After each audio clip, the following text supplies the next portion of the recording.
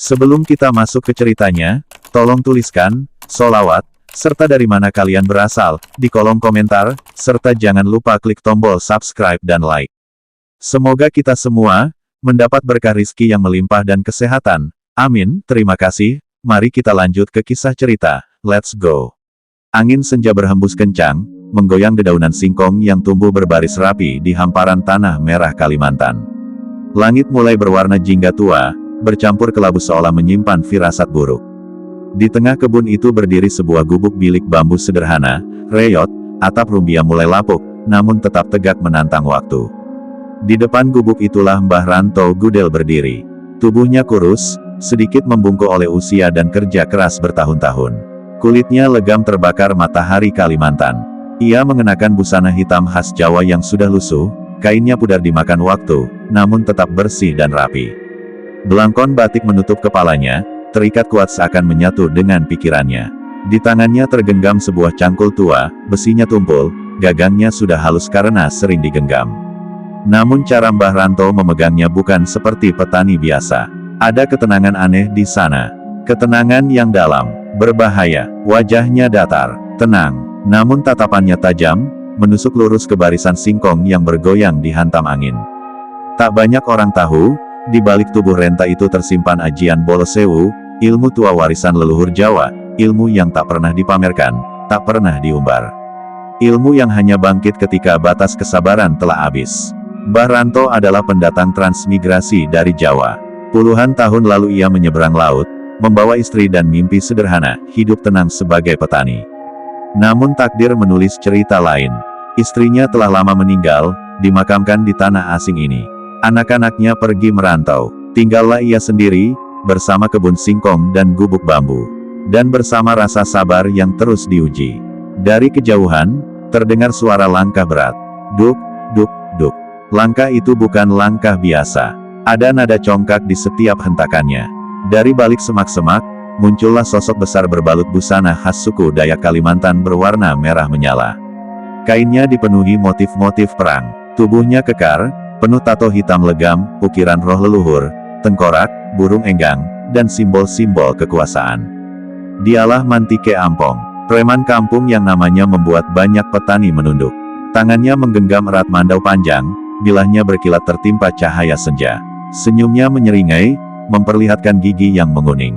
Matanya tajam, liar, seperti binatang yang terbiasa memangsa rasa takut orang lain. Mantike meludah ke tanah. Heh, Mbah Jawa, suaranya berat, penuh ejekan. Panen lagi, iya. Angin makin kencang. Daun-daun singkong berdesir keras, seolah ikut menahan napas. Mbah Ranto tidak menjawab. Ia tetap berdiri, diam, tenang. Mantike tertawa kecil, langkahnya mendekat. Mandau di tangannya digeser pelan ke udara, seakan mengancam tanpa perlu mengayunkannya. Seperti biasa, lanjut Mantike, jatahku mana? Kata jatah itu terasa seperti pisau yang mengiris telinga Mbah Ranto. Bertahun-tahun, setiap musim panen, Mantike datang. Mengambil, merampas, mengatasnamakan wilayah, adat, dan kekuatan. Tak peduli keringat siapa yang menumbuhkan singkong-singkong itu. Dulu Mbah Ranto diam, pernah menunduk, pernah menyerahkan hasil panen dengan tangan gemetar. Namun hari ini berbeda. Perlahan, Mbah Ranto mengangkat wajahnya. Tatapannya bertemu langsung dengan mata Mantike. Tak ada ketakutan, tak ada ragu, hanya ketenangan dingin yang membuat bulu kuduk merinding. Singkongku, suara Mbah Ranto pelan, serak dimakan usia. Ditanam dengan doa dan keringat. Mantike menyeringai lebih lebar. Doa nggak bikin perut kenyang, Mbah. Angin menerjang lebih keras. Atap gubuk berderak. Senja makin gelap. Di balik belangkon batik itu, sesuatu mulai bergerak. Sesuatu yang telah lama tertidur. Mbah Ranto menggenggam cangkulnya lebih erat. Tanah di bawah kakinya terasa bergetar pelan. Di dadanya, ajian Bolosewu mulai berdenyut. Kesabaran seorang kakek Jawa telah mencapai batasnya. Senja kian meredup. Matahari tinggal setengah wajah, tenggelam di balik rimbunnya pepohonan hutan Kalimantan. Langit berubah muram, seakan ikut menyimpan dendam yang selama ini terpendam di dada seorang kakek tua. Angin berputar lebih liar, debu-debu tanah beterbangan, menyapu kaki Mbah Ranto Gudel. Namun ia tetap berdiri tegak. Cangkul di tangannya kini bukan sekadar alat bertani, melainkan perpanjangan dari niat yang sudah mengeras seperti batu. Mantike Ampong melangkah semakin dekat. Jarak mereka kini tak lebih dari 5 langkah. Bau keringat, asap rokok, dan besi Mandau bercampur menjadi aroma ancaman. "Heh, Mbah," Mantike mendengus. "Kau dengar aku bicara, kan?" Mbah Ranto mengangguk pelan. "Aku dengar." Jawaban singkat itu justru membuat Mantike tertawa keras. Tawa yang menggema di kebun singkong, memantul di dinding gubuk bambu. "Bagus," serunya. "Berarti kau juga dengar, kalau tanah ini milik siapa?" Mantike menghentakkan Mandau ke tanah. Tak, getaran keras terasa. Beberapa batang singkong bergoyang lebih kencang.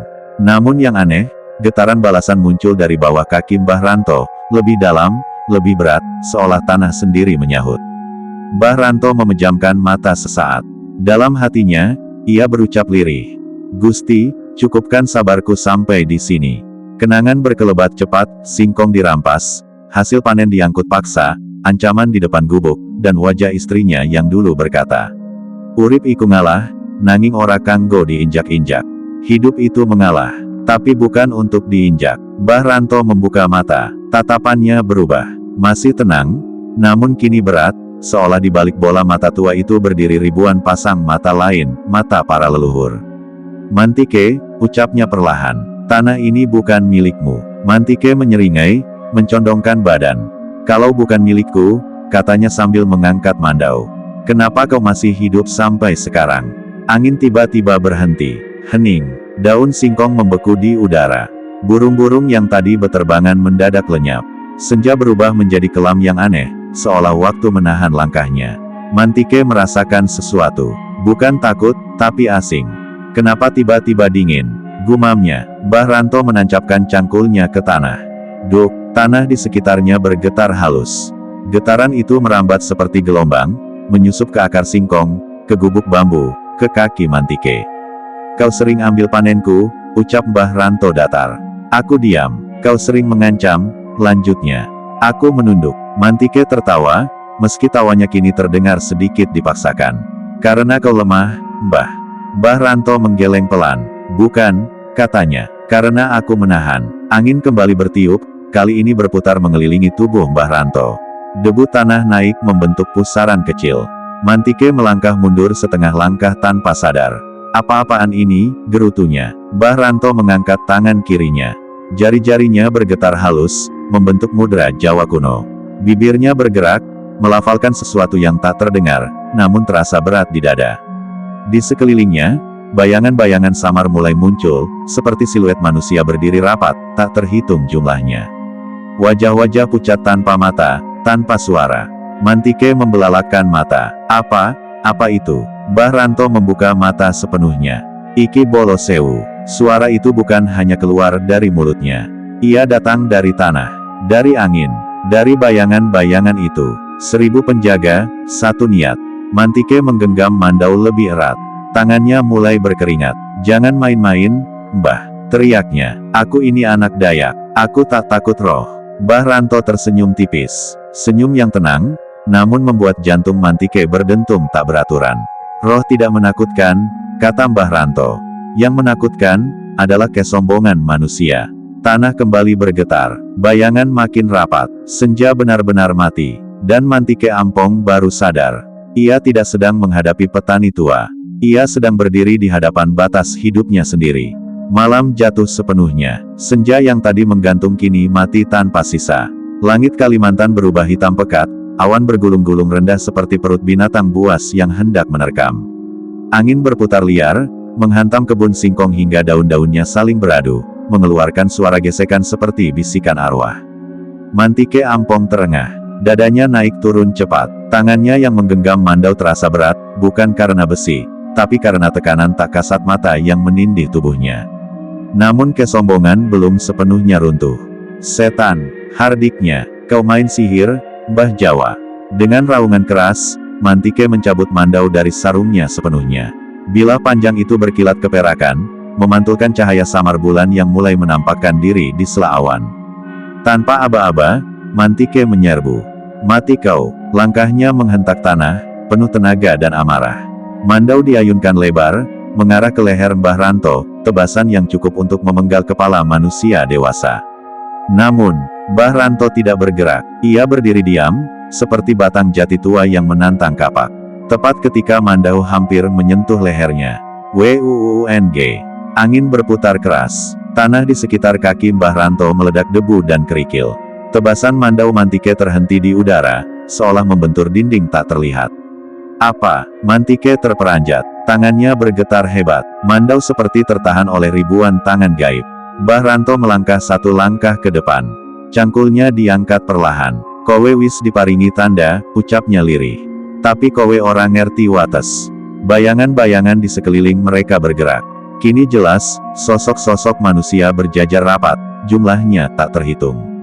Ada yang membawa tombak, keris, parang. Ada yang hanya berdiri dengan wajah hancur, mata kosong, mulut menganga. Itulah Bolo Sewu. 1000, bahkan lebih. Mantike menjerit marah, memaksa Mandau bergerak. Aku tak takut, teriaknya. Aku anak rimba, aku dilindungi leluhur. Ia menarik napas panjang, lalu kembali menyerang, kali ini lebih brutal. Mandau dihantamkan bertubi-tubi, menyasar dada, bahu, dan perut Mbah Ranto. Namun setiap tebasan, ditahan, dibelau, dimentahkan, seolah-olah ada pasukan tak terlihat yang berdiri di depan kakek tua itu. Mbah Ranto memutar cangkulnya, brak, satu hentakan ke tanah. Tanah perkebunan singkong retak, akar-akar terangkat, batang singkong roboh satu persatu. Mantike kehilangan keseimbangan, terjatuh berlutut. Aargh, teriaknya. Dari retakan tanah, muncul tangan-tangan tanah dan bayangan, mencengkeram betis dan pahanya. Mantike berusaha menebas, tapi setiap tangan yang terpotong, muncul dua lagi. Keluarkan aku, teriaknya panik. Untuk pertama kalinya, takut muncul di wajah Mantike Ampong. Mbah Ranto mendekat perlahan. Langkahnya ringan, namun setiap pijakan membuat tanah bergetar. Kowe nganggep aku lemah, katanya tenang. Padahal aku mumuong sabar. Ia mengangkat cangkul tinggi-tinggi. Di belakangnya, Bolo Sewu serentak melangkah maju. Angin mengamuk, langit menyambar petir tanpa hujan. Gubuk bambu berderit keras, nyaris roboh. Mantike mendongak, wajahnya pucat, keringat bercucuran. Mbah, tunggu, suaranya pecah. Aku salah. Mbah Ranto menatapnya tajam. Penyesalan, katanya pelan, datang selalu terlambat untuk orang sepertimu.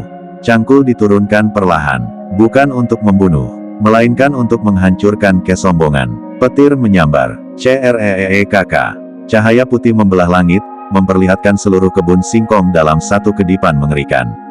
Batang-batang singkong tercabut, tanah terbelah seperti luka lama yang dipaksa terbuka kembali. Bayangan-bayangan Bolo Sewu kini berdiri jelas, berlapis-lapis, rapat, memenuhi setiap jengkal ruang. Mantike Ampong terperangkap di tengahnya. Mandau di tangannya terlepas, jatuh ke tanah dengan bunyi nyaring. Senjata yang selama ini menjadi simbol kekuasaan, kini tak lebih dari besi dingin yang tak bertuan. Enggak mungkin, gumamnya putus asa. Leluhur, di mana leluhurku? Tangannya gemetar hebat, nafasnya tersengal, tubuh kekarnya kini tampak kecil, ringkih, dikepung oleh sesuatu yang jauh lebih tua dan lebih sabar dari kemarahannya. Mbah Ranto Gudel berdiri tepat di hadapannya. Cahaya bulan jatuh di wajah kakek tua itu. Keriputnya jelas, matanya dalam, tatapannya bukan tatapan pembunuh, melainkan hakim. Ia masih menggenggam cangkul, namun bilahnya kini bergetar pelan, seirama dengan denyut tanah. Bolo Sewu, ucap Mbah Ranto lirih namun bergema. Duduk kanggo mateni tanpa sebab. Bayangan-bayangan itu berhenti bergerak. Hening kembali menyelimuti kebun. Bahkan angin pun seolah menahan diri. Mbah Ranto menatap Mantike lebih lama. Dalam tatapan itu, ada kenangan lama, masa-masa awal ia datang sebagai transmigran, dicibir, diancam, dirampas. Semua ia telan, semua ia simpan. Kowe enjupuk dudumung panenku, katanya pelan. Tapi uga enjupuk martabatku. Mantike terisak, air mata bercampur debu mengalir di pipinya. Aku hanya ikut kebiasaan, Mbah. Wilayah ini, siapa kuat, dia berkuasa. Mbah Ranto menghela napas panjang. Itu hukum rimba, katanya. Bukan hukum manusia. Ia mengangkat cangkul, lalu menancapkannya ke tanah tepat di depan Mantike. DUUK. Getaran keras menjalar. Tanah di bawah Mantike amblas setengah jengkal. Dari bawah, bayangan-bayangan Bolo Sewu naik, membentuk lingkaran rapat seperti dinding hidup. Bolo Sewu ora jaluk nyawamu, ucap Mbah Ranto tegas. Sing dijaluk, kesombonganmu. Bayangan-bayangan itu serentak mengangkat tangan. Dalam sekejap, aura Mantike runtuh. Tatonya memudar seperti tinta lama tersapu hujan. Tubuhnya gemetar, seolah seluruh keberanian dan kesombongan disedot keluar. AARGH, teriaknya, bukan karena sakit fisik, melainkan karena kehancuran batin. Ia jatuh tersungkur ke tanah. Mandau yang tadi tergeletak bergetar, lalu retak perlahan, pecah menjadi 2, 3, lalu serpihan kecil. Simbol kekerasan itu berakhir di tanah. Bolo Sewu mulai mundur satu per satu. Bayangan memudar, kembali menyatu dengan tanah, akar, dan angin. Retakan tanah menutup perlahan. Singkong yang tumbang diam, seolah tak pernah terjadi apa-apa. Angin kembali berhembus normal. Hanya tersisa Mantike Ampong. Tergeletak lemah, tatapannya kosong, hidup namun tak lagi menakutkan. Mbah Ranto memunggunginya. Yen kowe ise urip, katanya tanpa menoleh. Uriplah minangka manungsa. Ia melangkah kembali ke gubuk bambu. Cangkul disandarkan di dinding. Belangkon dibenarkan. Wajahnya kembali tenang, seperti petani tua biasa. Di luar, bulan bersinar penuh. Kebun singkong kembali sunyi. Namun sejak malam itu, tak pernah lagi ada yang berani merampas panen Mbah Ranto Gudel. Dan di antara para preman kampung, beredar bisik-bisik pelan. Hati-hati pada kakek Jawa di kebun singkong. Dia tidak keras, tapi bila bangkit, 1000 datang bersamanya. Pagi datang perlahan di perkebunan singkong itu. Kabut tipis menggantung rendah, menyelimuti tanah merah yang semalam menjadi saksi pengadilan gaib. Embun menempel di daun singkong yang masih rebah, seolah alam sedang membersihkan sisa-sisa amarah yang tertinggal. Di depan gubuk bilik bambu, Mbah Ranto Gudel duduk bersila. Belangkon batiknya masih terpasang rapi. Busana hitam lusuhnya kering oleh angin malam. Di sampingnya, secangkir kopi hitam mengepul pelan. Wajahnya tenang, sangat tenang. Tak ada kebanggaan, tak ada kemenangan. Bagi Mbah Ranto, apa yang terjadi semalam bukanlah pertarungan, melainkan akhir dari kesabaran yang terlalu lama diuji. Ia menatap kebun singkongnya. Beberapa batang rusak, beberapa tercabut. Namun tanah tetap subur. Ia tahu, singkong bisa ditanam kembali. Yang penting, martabat tidak lagi diinjak. Tak lama kemudian, suara langkah terdengar dari kejauhan. Pelan, terlatih. Dari balik pepohonan, muncul sosok Mantike Ampong. Bukan Mantike yang kemarin. Tubuhnya kini membungkuk. Busana merahnya kusam, sobek di beberapa bagian. Tato-tato di lengannya memudar, seperti bayangan masa lalu yang enggan diingat. Mandau, senjata kebanggaannya, tak lagi bersamanya. Ia berhenti beberapa meter dari gubuk. Tak berani mendekat. Lalu, ia berlutut. Tanpa suara, tanpa ancaman. Kepalanya menunduk dalam-dalam. Bah, suaranya serak. Aku datang bukan untuk minta apa-apa. Mbah Ranto menyesap kopinya, lalu meletakkan cangkir perlahan. Aku tahu, jawabnya tenang. Mantike menelan ludah. Aku cuma mau bilang, aku pergi, katanya lirih. Meninggalkan kampung ini. Aku tak pantas lagi di sini. Mbah Ranto mengangguk pelan. Pergilah, katanya. Lan ojo bali dadi wong sing pada. Pergilah, dan jangan kembali sebagai orang yang sama. Mantike menunduk lebih dalam. Tak ada lagi kesombongan di sana. Yang tersisa hanyalah manusia yang telah melihat batas antara hidup dan kehancuran. Ia berdiri perlahan, lalu berjalan pergi. Menyatu dengan kabut pagi, meninggalkan kebun singkong, meninggalkan masa lalunya. Sejak hari itu, Mantike Ampong tak pernah terlihat lagi. Ada yang bilang ia pergi ke hulu sungai, hidup sebagai buruh kasar. Ada pula yang percaya ia memilih menyepi, dihantui bayangan 1000 pasang mata yang pernah menghakiminya. Tak ada yang tahu pasti. Hari-hari berlalu, kebun singkong kembali hijau, gubuk bambu tetap berdiri sederhana. Mbah Ranto kembali mencangkul seperti biasa, tak ada yang berubah di matanya. Namun di luar sana, cerita itu tumbuh. Di warung kopi, di pondok ladang, di antara para preman dan pemalak. Mereka berbisik pelan, jangan sentuh kebun singkong dekat hutan itu. Di sana ada kakek Jawa. Dia bukan orang keras. Tapi kalau kesabarannya habis, tanah sendiri yang bangkit membelanya. Tak ada yang berani membuktikan. Dan Mbah Ranto Gudel, ia tetap hidup sebagai petani tua. Menanam, memanen, Berdoa. Ajian Bolosewu kembali tidur, menyatu dengan tanah, menunggu, bukan untuk dipamerkan, tapi untuk menjaga keseimbangan. Karena sejatinya, ilmu paling kuat bukan untuk menguasai, melainkan untuk menghentikan kezaliman. Di senja hari, saat angin kembali bertiup di kebun singkong, jika kau mendengar langkah-langkah ramai namun tak melihat siapa-siapa, itu bukan angin, itu Bolosewu, masih setia berjaga. Tamat.